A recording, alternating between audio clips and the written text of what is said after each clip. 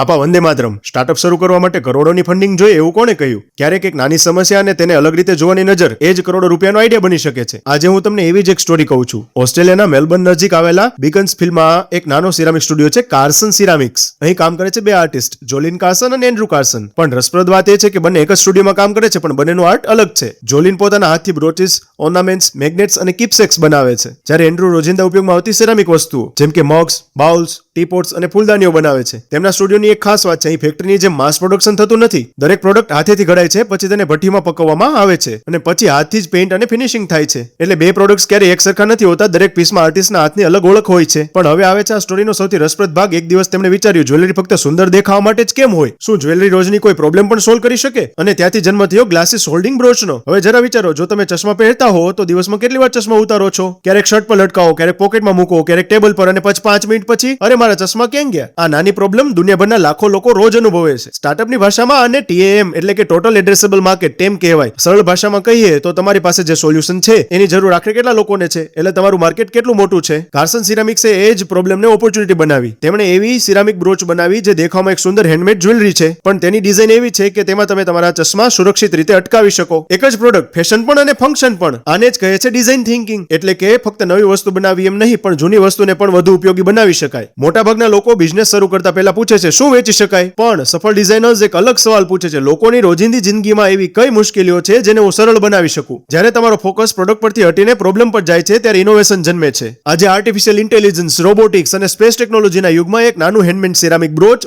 કદાચ બહુ સામાન્ય લાગે, પણ યાદ રાખજો, દુનિયાના ઘણા સફળ પ્રોડક્ટ્સ મોટી ટેકનોલોજીથી નહીં, પરંતુ રોજિંદી નાની મુશ્કેલીઓના સરળ સોલ્યુશન્સથી જન્મ્યા છે. એટલે જ સ્ટાર્ટઅપનો અર્થ હંમેશા મોટી ફેક્ટરી, મોટી ટીમ કે મોટું ફંડિંગ જ નથી. ક્યારેક એક નાનો સ્ટુડિયો, બે ક્રિએટિવ લોકો અને એક સારો પ્રશ્ન, લોકોની કઈ મુશ્કેલી હું સરળ બનાવી શકું, એ જ સૌથી મોટી શરૂઆત બની જાય છે. મહાદેવ મહાદેવ.